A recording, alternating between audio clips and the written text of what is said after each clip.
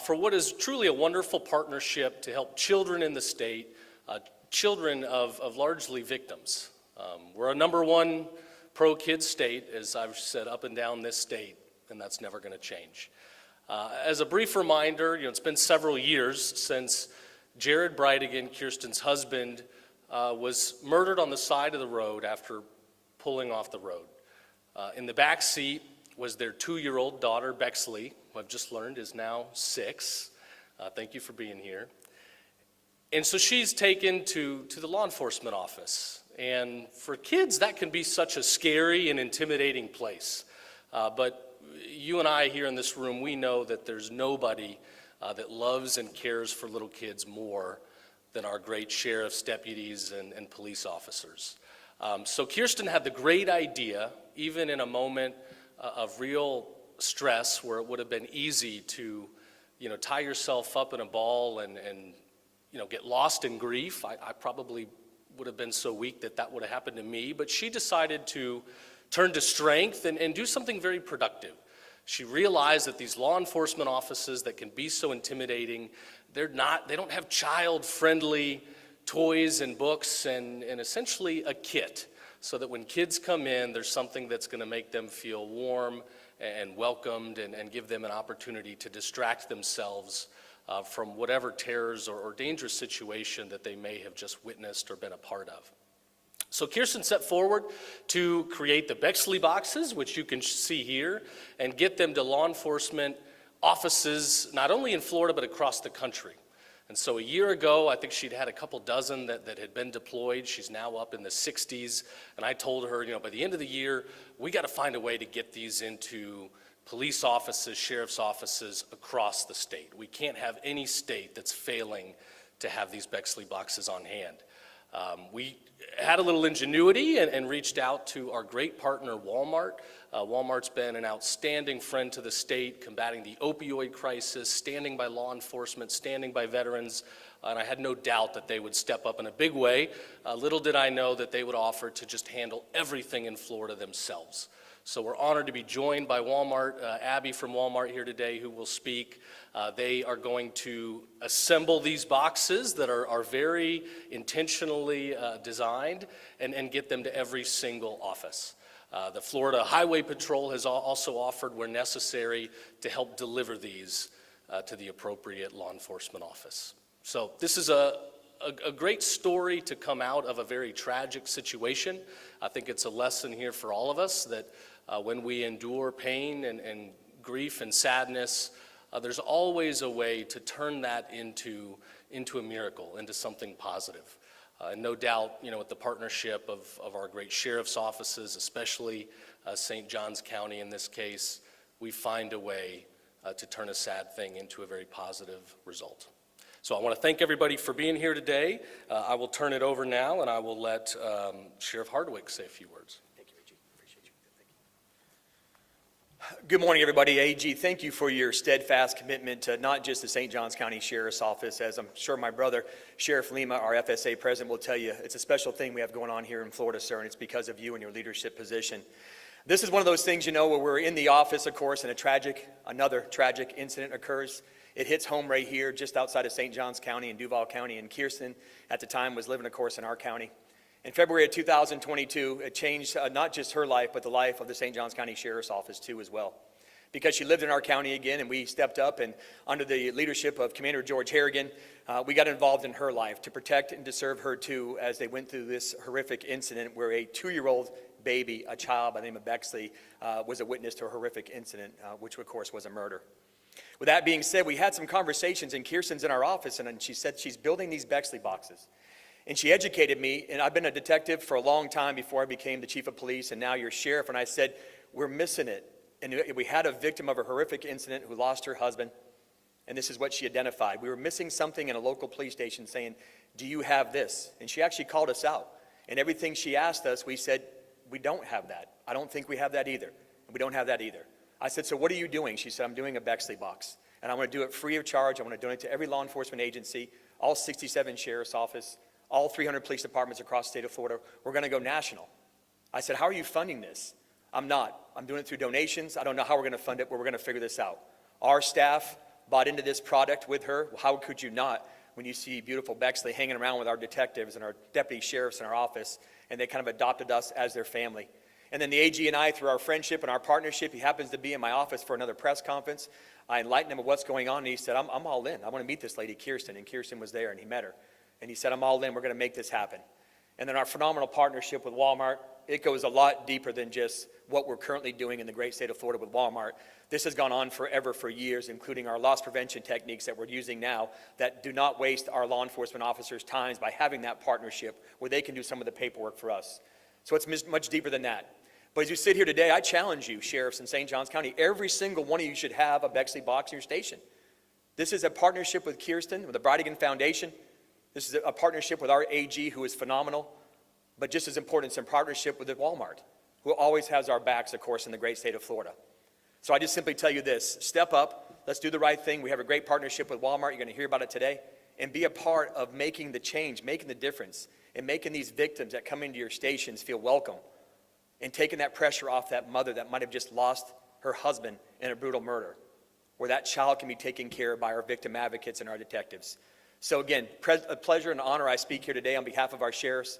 And again, Kirsten, it was unfortunately with a horrific incident. We were meant to be together, all of us, and you're doing great things. And I see beautiful Bexley sitting back there with one of my canine detectives, or canine officers, Stephanie Stewart. We got a special thing because of this horrific incident. So thank you, AG, and I appreciate you, sir. Thank you. Thank you. Thank you.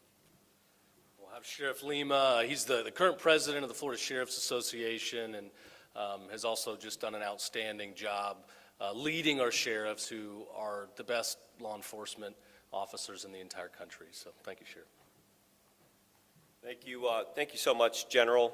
And first and foremost, I want to thank Kirsten and the Brideigan family for taking a horrific, tragic event and sending a message saying that no other family should have to experience this trauma without some level of support.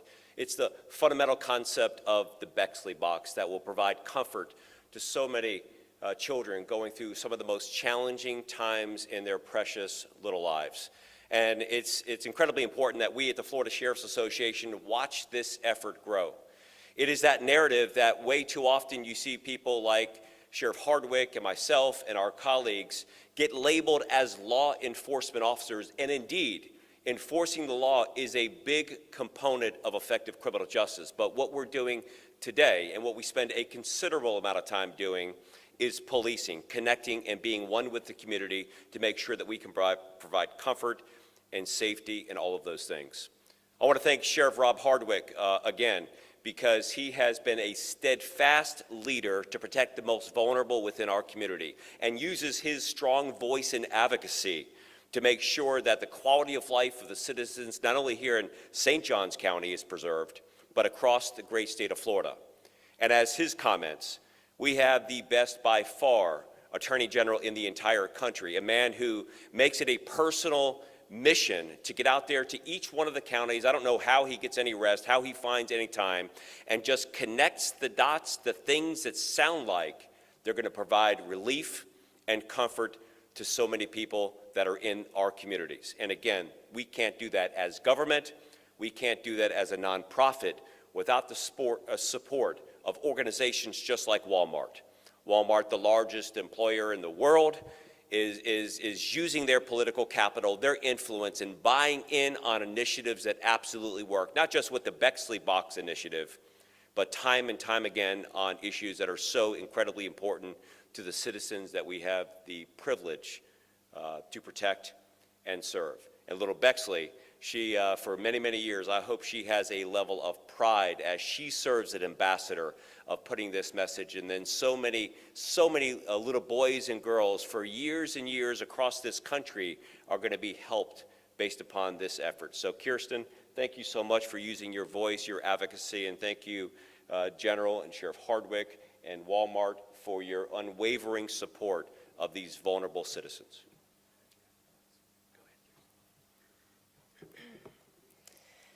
Good morning. Our story has been shared a little bit, but I'll just recap that in my own words. As was said, in 2022, my husband was murdered just mere feet away from where our daughter Bexley sat strapped in her car seat. thankfully, a kind person came upon the scene, and they used their own child's blanket to wrap my daughter in and held her until police officers arrived.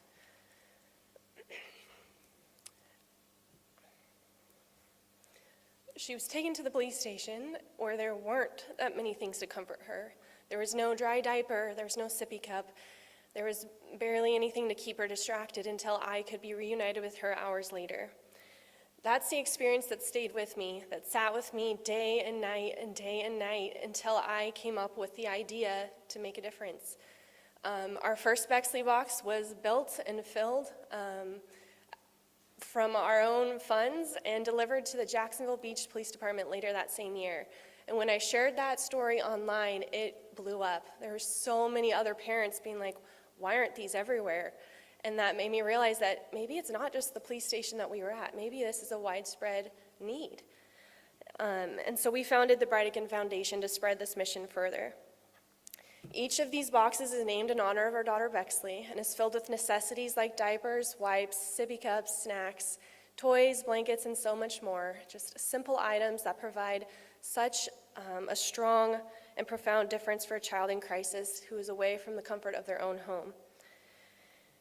We know how powerful a blanket can be to a child from our own experience. And I think all of the adults in this room can even admit that a familiar snack or a drink in a time of stress can make a huge difference. And we've learned that law enforcement agencies aren't always equipped, despite their best efforts and desires, to handle these situations as they arise. And that's where we step in. This February is a huge milestone that belongs to everyone who's believed in our mission from the start. Thanks to you, every donor, small and large, every loyal supporter, and even the school children nationwide who have chosen our box as their school project, thank you. We have more than 65 Bexley boxes currently in place today, with a few more pending.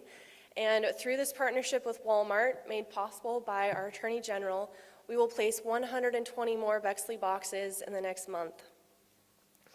This will help us achieve statewide placement in every sheriff's office and municipal law enforcement agency in the state of Florida. We're a small team of volunteers, and we've done our best up until this point with the resources and the heart that we have. And this partnership will push us beyond our comfort zone in the best way possible. We are deeply grateful, a little bit overwhelmed, but just so humbled by this opportunity to help children in the state of Florida. Achieving this in just 3.5 years is a tremendous accomplishment that belongs to all of us, but it's not the end. We need to stay on top of refilling these boxes as they are used to make sure that they are always ready for a child in need. To every officer who has used a Bexley box to comfort a child, to every volunteer who has helped fill one up, and to everyone who has helped contribute to this cause, thank you. You are turning tragedy into compassion one box at a time, and together we will make a difference for children going through the unimaginable. Thank you very much. And obviously Walmart's doing this for the right reasons and really saving the day here, but they're also bailing me out because I told Kirsten, within my first year in office, which is coming up in a little over a week, we're going to get this done. And a few months ago, I realized, man, I am up a creek without a paddle trying to figure out how to get these boxes in every location. So big help to, a big thank you from me and all of us to Walmart for saving the day here. So Abby, I'll let you come up. Thank you. Good morning, and thank you all for being here today. First, I want to start by thanking Attorney General James Uthmeier, Sheriff Hardwick, and Sheriff Lima, and the law enforcement officers across Florida. What you do every day to keep people safe, often in incredible, difficult situations, doesn't go unnoticed, and we are genuinely grateful for you and all your service. I also want to recognize Kirsten Brideigan. Kirsten saw something that needed to change and decided to do something about it. Through the Brideigan Foundation and the creation of the Bexley boxes, she found a way to bring comfort and care to children during moments that are traumatic, confusing, and scary. Turning something so personal into something that helps so many others is incredibly powerful. When we learned about the work, our team knew we wanted to support the effort in any way we could. As a parent myself, I can only imagine how overwhelming it would be for a child to experience something like that, and how much I would hope that if my family were ever in that similar situation, there would be someone there to provide comfort and care. At Walmart, our purpose is to help families live better, and we believe that starts with people feeling safe and supported in their communities. When a child experiences trauma, it doesn't take much to make a difference. A blanket, a snack, a toy, small things, but in those moments, they mean everything. Bexley boxes give officers the ability to provide that, comfort, where it's needed most, and we're proud to be a part of making that possible. Our Walmart associates across Florida care deeply about the communities they serve, and we are honored to support the partnership to make sure that no child must go through a difficult moment without compassion, care, and comfort. Thank you for allowing Walmart to be a part of this important work. Thank you. So with that, we'll end on a happy note. A final thank you to Kirsten for the incredible idea, to our great sheriffs, especially Sheriffs Hardwick and Lima, and to Walmart for all your support.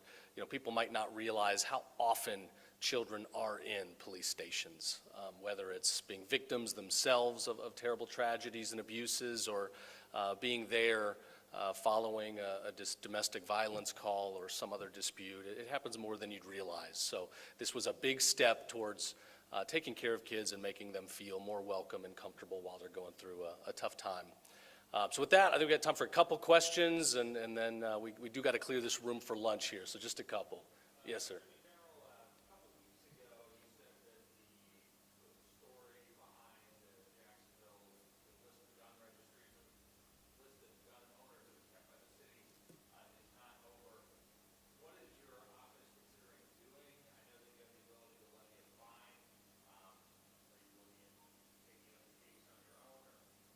Yeah, we are investigating this. We'll have more to announce soon. The question was about the gun registry that the city of Jacksonville was putting together.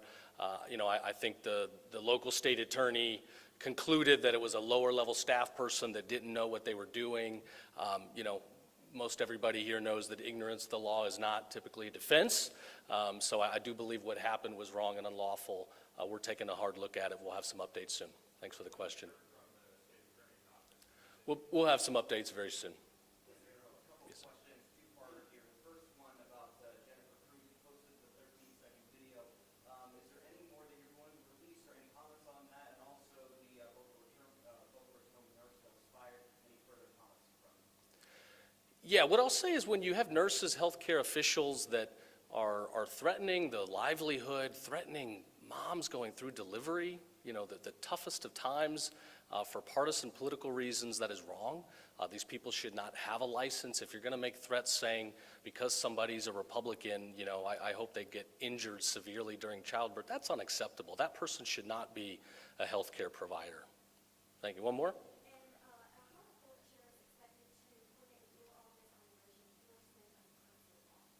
Can you say that a little louder? I'm sorry.